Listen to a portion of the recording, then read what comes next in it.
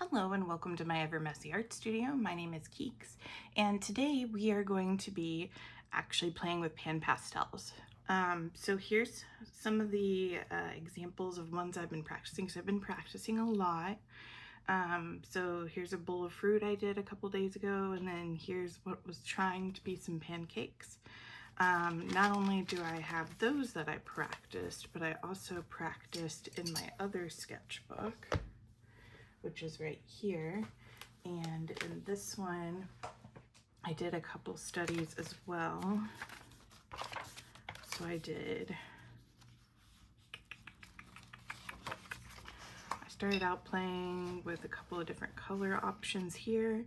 And then we've also got some birds, a little mushroom house, and then this big guy here. So what I want to do today is I want to show you how I've been practicing with my pan pastels and make a new piece of art together. And I'm going to be using Unsplashed. And I will pop a reference picture in the corner so that you can see it. This reference picture is from Unsplashed, so you don't have to worry about anything copyright-wise because it is a copyright-free image. Before we begin though, I wanted to show you, I actually got a lot of pan pastels for my birthday. So first of all, I have like a bunch of grays, whites, and blacks in this one. And then I also got two sets. I got the portrait set as well as the landscaping set. And what I did is I went through and color coded everything. So here's all my reds and my yellows. Here are all of my blues and greens. And then here are all of my purples and browns, because I really love regular pastels. So I wanted to try to do my best to practice with these, just because I think it'll be a lot of fun. And as you can see, some of them do have discoloring in them, and that actually doesn't bother the pan pastel at all. So you don't have to worry about anything like that. So with that being said, what I wanted to do today is do this image on Unsplashed. I think it's a really simple image and I think it should be pretty fun. So the first thing I'm going to do is I'm going to go ahead and tape my pages. Because with pan pastel, I've discovered that I really like sharp edges with it. In fact, I can't really imagine not having sharp edges with it. I feel like that would be really weird. So I'm just going to go ahead and lay down some washi tape. And that washi tape is just going to help me, you know, have a crisp, nice outer edge. And I like using washi tape because most of the time it doesn't tear my paper. It does depend on the washi tape. Like some of the ones from Amazon I've gotten have been stickier than some of my regular ones. So just be aware. Most of the time washi tape does not rip pages, but it still can. So you still need to be careful when using it. So I'm just going to put that down there.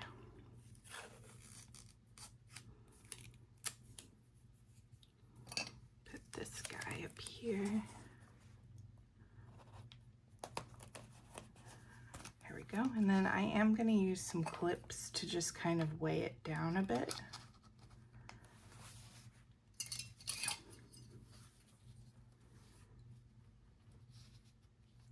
That way my page will lay down the way I want it to. There we go. So we are going to be working right here in the middle, and like I said, I will have that image up there. I keep saying it, but you're already saying it, so I don't know why I keep saying that. So what I'm going to do first is I'm going to draw the shape of the pear first and kind of mark down where that's going to go. And then we'll create the lines for the back. I just think that that would make the most sense. So I think for this one, I'm going to use a big mechanical pencil and I'm going to use orange. Or I could use green because there's going to be a lot of greens in this one. So let's use this one. And I like drawing with the big mechanical pencils. I found that I've enjoyed them a lot. So what I'm going to do is I'm going to do a big circle in the middle here. because we want our biggest piece to be the actual pear itself. So we've got a circle, and we've got a pear shape like that. I'm keeping it real light. And then we've got a big stem.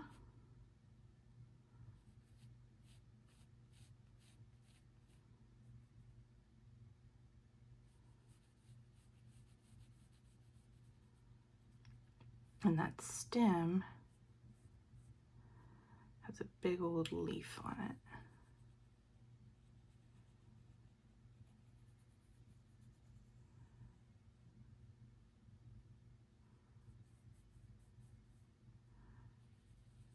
So something like that is what we want to have. And then from there, we can just kind of eyeball it. So we can see that half of the page goes like this. And then it looks like that was kind of a rounded table. So we could do that, or we could play a bit.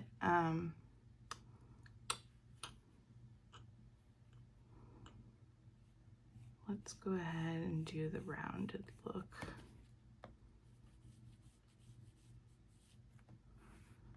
And something like that. And you might not be able to see too terribly well, but I think that is really going to be it. And what I was thinking is we would do the background first and then work our way forward. Because once I finish the background, I want to put a fixative on it. And then the other thing I've been doing is I've been taking like a small piece of paper, and this is just parchment paper, and what I'm doing with it is I'm resting my hand on it. That way I'm not actually smearing it onto the next page. I would also honestly recommend just having another sliver over here just to put down, and you can even tape it down, just that way you're not getting anything on this other side either. You can just kind of go like this, like this, because sometimes I was getting kind of like a mess on the side that I wasn't working on. So I would highly recommend that. But those are the two things that I would recommend: having something to rest your hand on, and then having at least a paper of some sort over here just to protect your pages. So it looks like one of the first colors that we can start with is actually white. So I am going to go ahead and get a white out.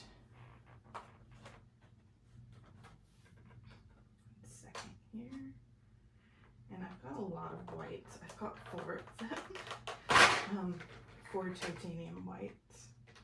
So with that being said, you know, use what you've got, and if you've got too much of something, you know, I've just been using the one that's like roughed up. But you can actually take a paper towel and wipe off the top of it, and it should help.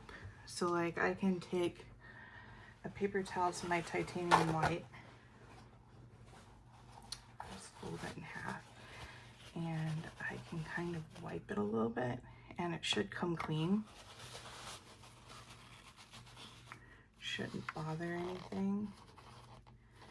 And you can pour your crummies over the trash can as well, and that should help. But see, now that's mostly white again. So it's not really a problem anymore. You'll also notice that I have a piece of paper over here that's just a typing piece of paper, and that's what I can mix colors on if I need to. Right now I don't want to mix anything. Right now I'm pretty good.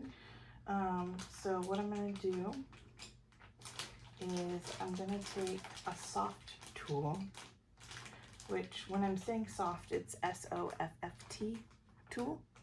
And I have found that I actually like these the best because I have the most control with them. However, the long ones are good for backgrounds.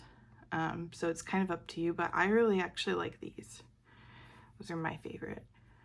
So I'm just gonna get some white on here. And then I'm going to go around this side. and start putting on my background.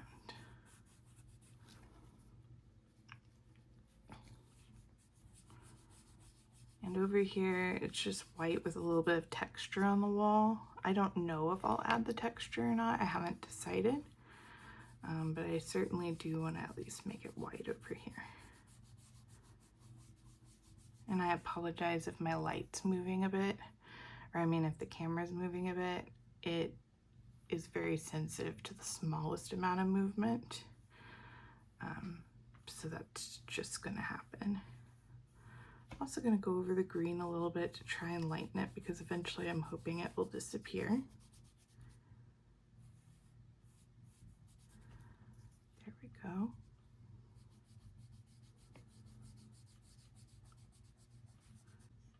So now we've got a very strong white background, which is great. So I'm gonna just dump my extra pigment in the trash. I know that some of you are probably like, oh my god, that pigment's so expensive.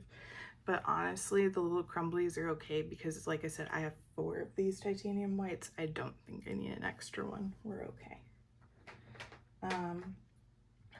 So I'm gonna go ahead and put my titanium white away, and you can just wipe anything that's excess on your paper and it should be okay.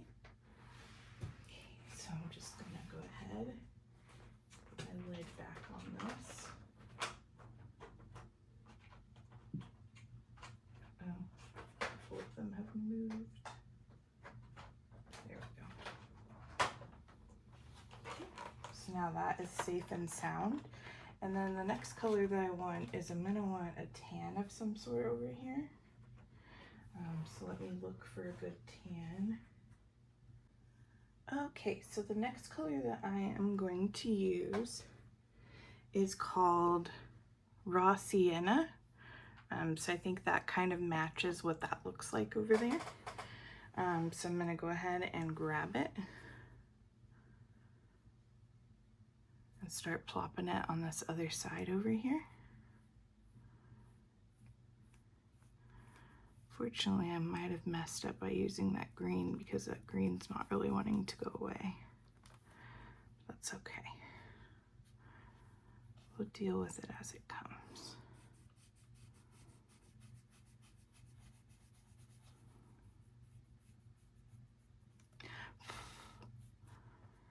And be careful when you're blowing. You don't want to get saliva on anything. If you do, the saliva is going to make your pan pastels look weird, and there's really no coming back from it. So you'll want to be careful, and that's a tip that I learned from Dee Dee Willingham. She's actually the first person I ever saw use pan pastels. I've been watching her for about 6 years now. And she likes to use her pan pastels for like portraits, pet portraits, or people portraits. She also sometimes uses it in coloring books to do like skin demos, things like that. If you don't know Dee Dee, I would definitely recommend watching her. She's awesome. She also is who originally taught me how to do collage, just from watching her for so many years.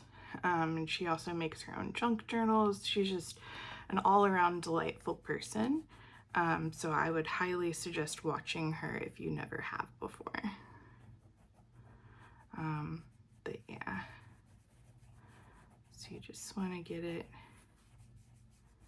as dark as we can here. And like I said, I'm going over the green to hopefully make it disappear. But right now it's not really disappearing. And if it doesn't disappear all the way, we'll just take it in stride.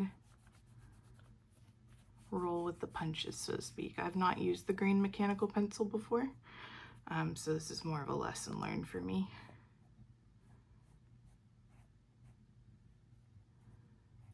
There we go. We've got a little bit of stuck pigment there. There we go. You can rub it with your fingers or the brush. It doesn't really matter. I would suggest trying to do it more with the brush though. That way you're not getting your own oils, your humany oils, mixed into the pastels. but you can do either or, it's totally fine. There we go. And then the next color I'm going to use is a darker brown to do that bottom part. So for that, it looks like a really dark brown. So I am going to use this guy, which is Burnt Sienna Extra Dark. And I think that should look pretty nice.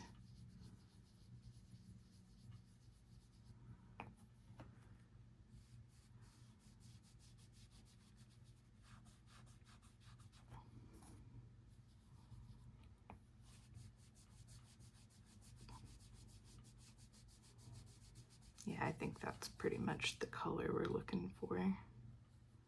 These are the droids we're looking for, you know?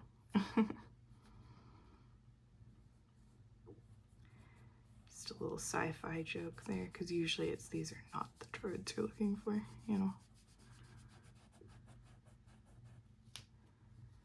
And what I'm going to do is after I finish getting this background on, I will actually be spraying a fixative on it. And I will go outside to do that. So for you, it'll just be a quick moment. For me, it'll be a couple minutes. But yeah, after I get these colors on, I will be applying fixative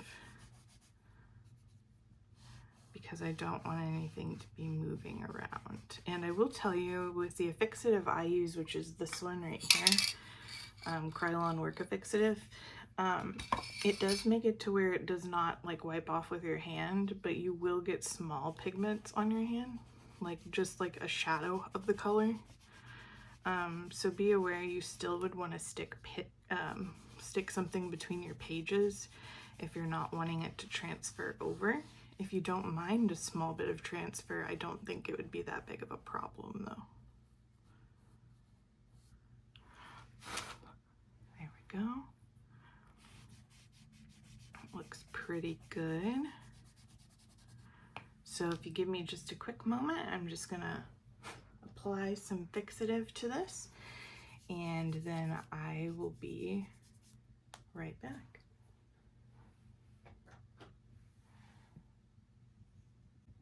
All right, so I am back. Now something I have noticed with my fixative anyway is when you spray it, some colors will get darker.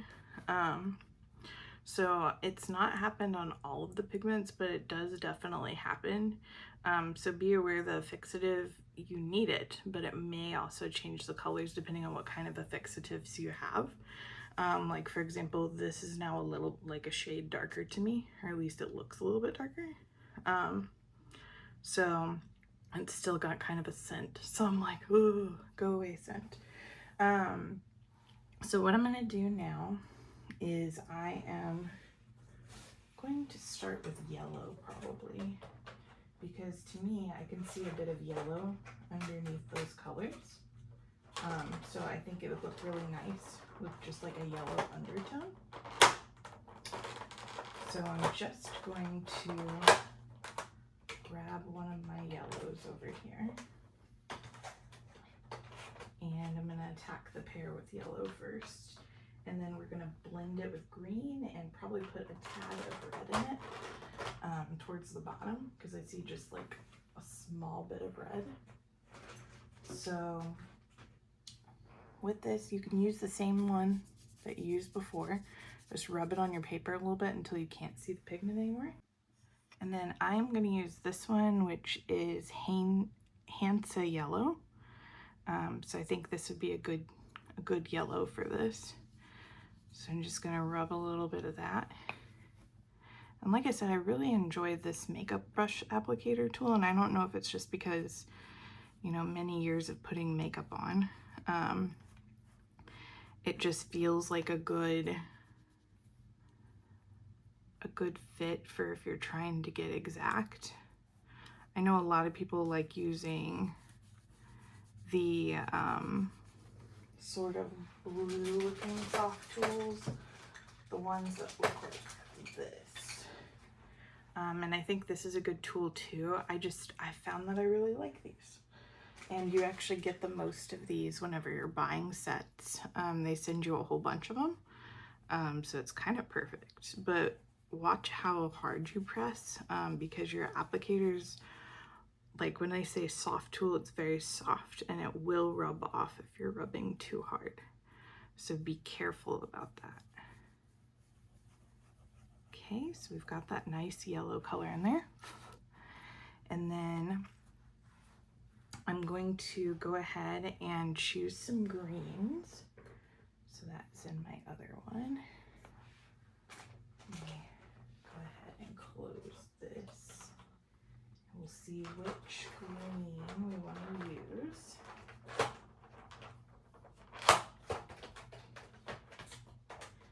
I think I'm going to go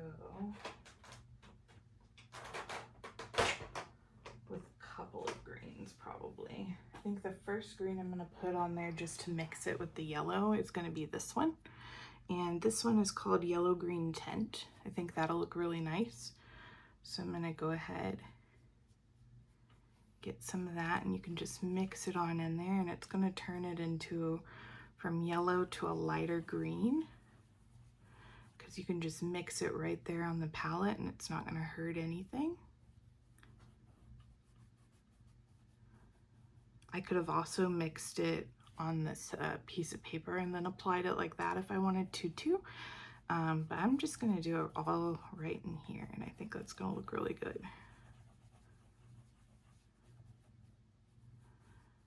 Go, so that just lightens it up and gives it more of a green color.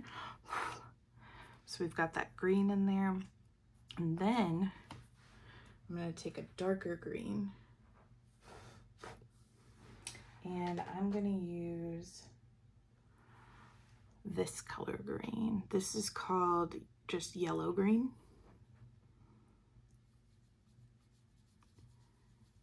And I'm going to start playing with that, adding it in.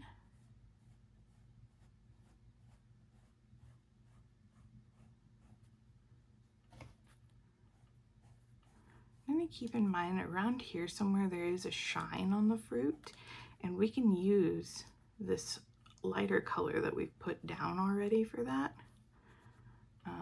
So we could go kind of like this, and then for the rest of our pear, just kind of lightly rub it in.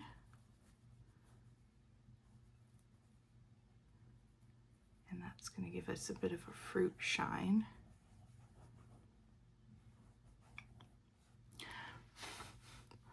And then if I wanted to, I could even go in there and make some little indents. So I'm going to use this bright yellow green shade. So these are all colors that kind of go together. If I wanted to, I could kind of go like this. And that way it kind of gives us that like dent shape. Kind of contours it a bit. And then I can just mix it in a little bit. I can just rub it in.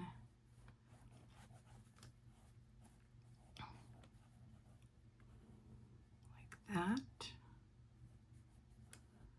And that's just gonna help us with a contour.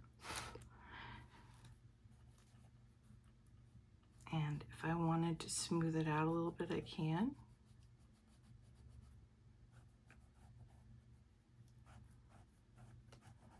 Gives us several shades to work with there.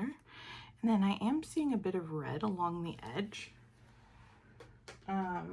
So if I wanted to, for that, I am going to eventually add just a little pecking of red. But while I've got my greens out, I'm going to work on the stem and stuff. So that's a darker green. And I'm going to start with this one, which is blue-green shade. I'm just going to rub that in there because this leaf is quite a bit darker.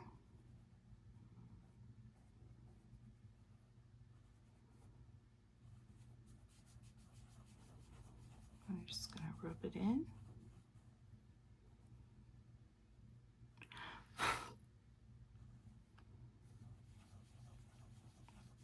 that looks really good. And then what I'll do is I'll take another green, and I've got this one, which is Chrome Oxide green shade. And I'm just going to give our leaf a little bit of shading. Just vary up the color a little bit, and then I might use a little bit of this one too. This is Permanent Green Extra Dark.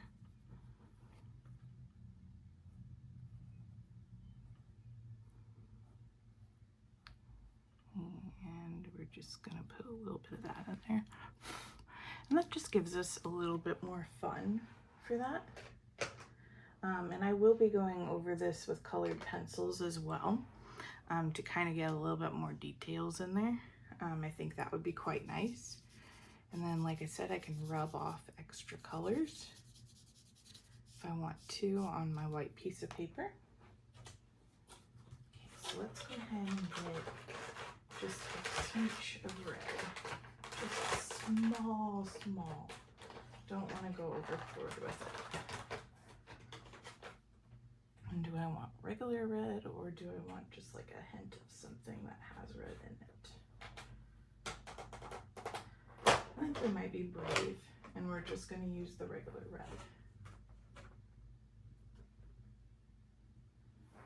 So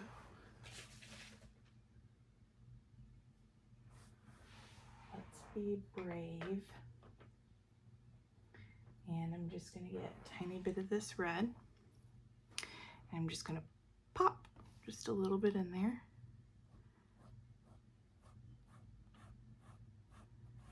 And see how it's putting that little hint of red in there. So I'm just doing like a line like that, and then I'm just going to rub it in. Rub it in, rub it in.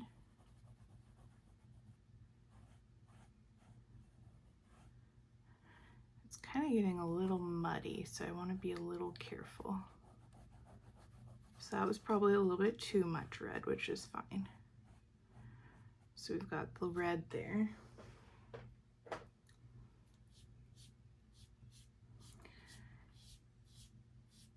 And we can actually pull that back a little bit with colored pencil. So I'm not super worried about it. I'm also going to use maybe a touch of iron oxide light. I'm gonna color in the stem a little bit. Do a hint of red and then put some brown in it. I think that'll be good.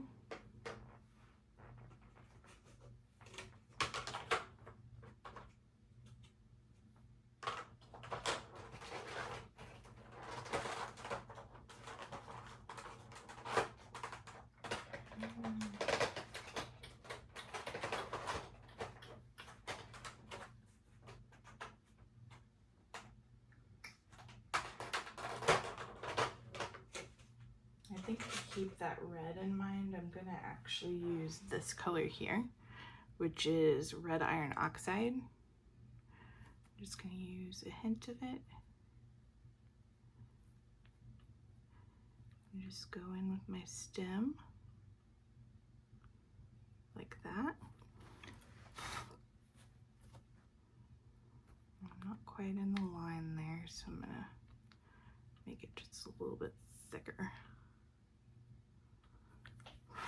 Something like that. And now what we can do is, now that we've got all of our main colors in there, we're gonna wanna spray a fixative one more time. And then we can use colored pencils on top of it. So give me one moment and I will do that. Okay, so I've got my fixative sprayed, and what I wanna do is first I wanna work on getting the edge of this round. Because we had a little bit of go over, and one thing we could have done is we could have used eraser over it, but I'm gonna try to get it to go away with pencil,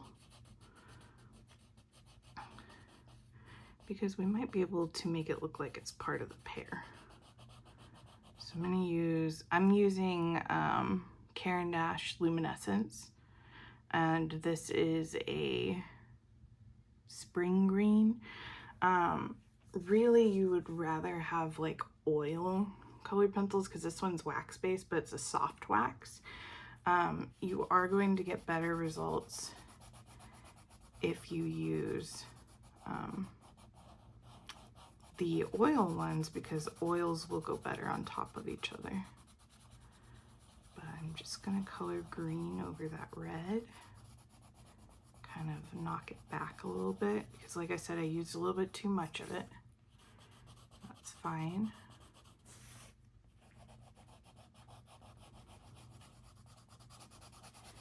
I'm gonna go over all of it with this green, just to kind of blend it a little bit more.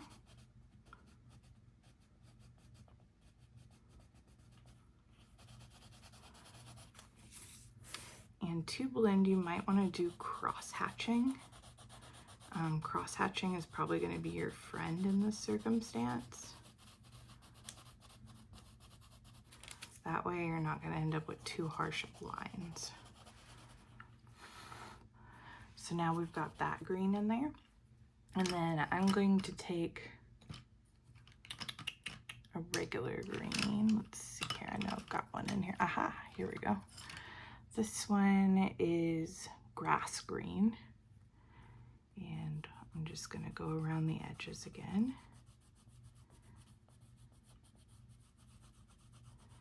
See if we can round it out a little bit.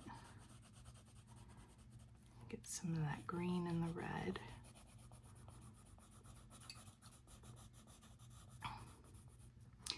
And I want to put a little bit of this up here too, because I want to help our contour a little bit. And you can use a tortillon if you want to, or some people call them smudge sticks. A tortillon might be great for helping smooth that out a little bit. But otherwise, just keep a real light hand.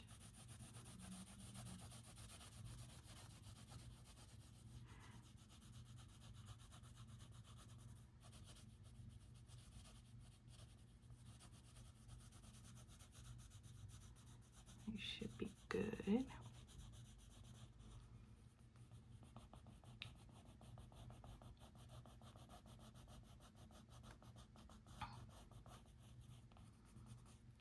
Something kind of like that.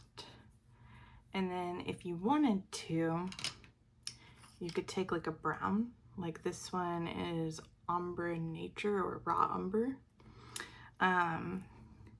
If you wanted, you could put a little dark spots on your fruit, make it look a little bit more natural, because sometimes fruits don't just look like their color.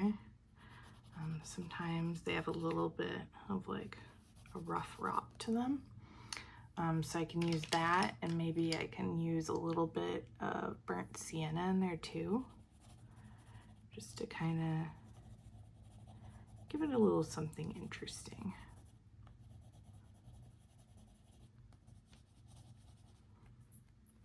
There we go.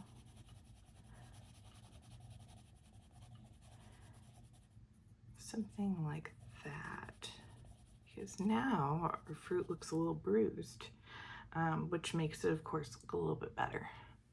And then we're going to worry about this leaf, and on this leaf I'm going to use an even darker green. This green is called dark sap green, and I'm just going to go in here and make my little leaf lines. And I'm following the dark patterns that I made before. And if I wanted to, I could go around the leaf a little bit too. Around the edges a little bit, just to give it some interest.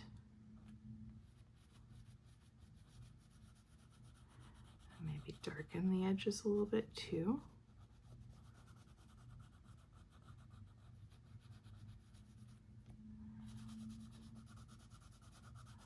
Darken the inside bits. And then I'm gonna take a brown again. This time I'm gonna take that burnt sienna.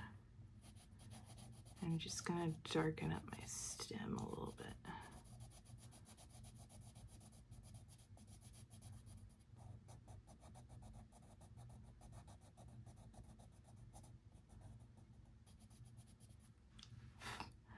There we go. And then I see down here that there's no shadow, so this doesn't look very realistic. So if I wanted to, I'm going to use some raw umber again. And I can make it a little bit darker around the fruit.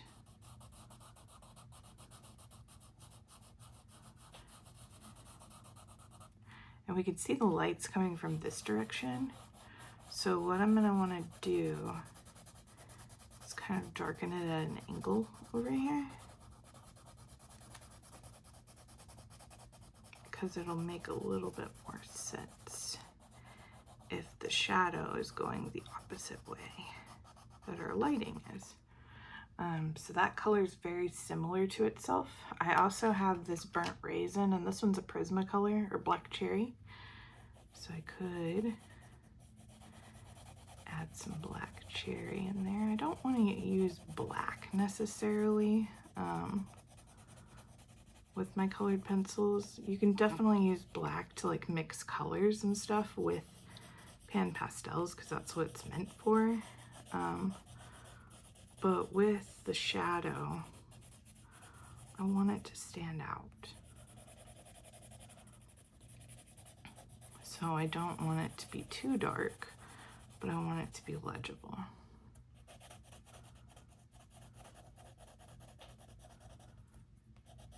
There we go. So I think that looks pretty good. And then what I can do is I can go ahead and sign it because I'm basically done.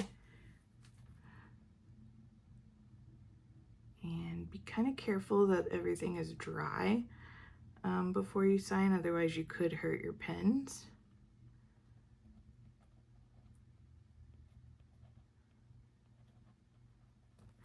And then we're ready to remove our tape to see what it looks like.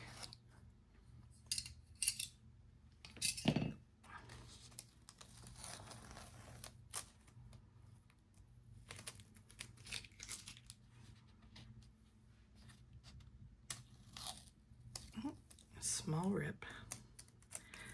Sometimes it's the Amazon tapes, because I know I have other tapes where it doesn't rip, but I really like these because it's got cute animals on it. So I'm like, please don't do this to me. Ooh, yeah, look at that sharp corner. It's probably a little hard to see in the camera, but there actually is a sharp corner where that white is too, which is really cool.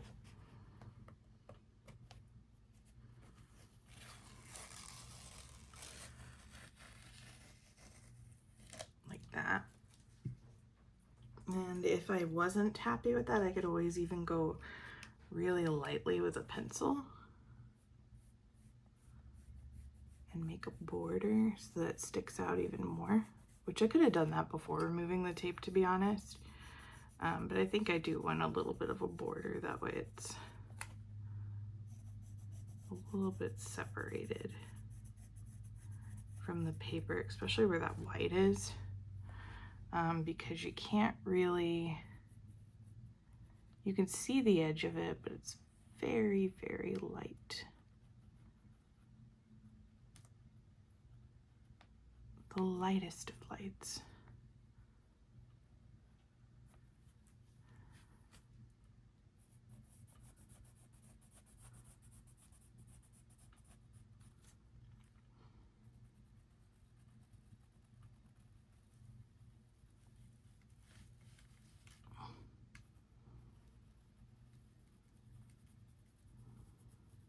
Here we go. That looks pretty good, like that. And we are done. And because I taped down this piece over here, we hardly got anything on that side, which is great, because then we can do this side next time that we want to do something. So yeah, this is how I've been practicing with my pan pastels. You might use yours a different way, which I would love to hear how you like to use your pan pastels. Like, what kind of artwork do you like to do with them? Do you use them like I do, or have you found other techniques so far that have worked with you? I am very much a novice beginner at this, so I would absolutely love to hear your feedback. And if you stuck with me this long, thank you so much. If you're a subscriber, thank you so much for returning. And if you're brand new, hello, welcome. And I am so happy that anyone watches these. So thank you so much. If you think about it, please like, subscribe, or share this video, and I would really appreciate it. But until next time, bye.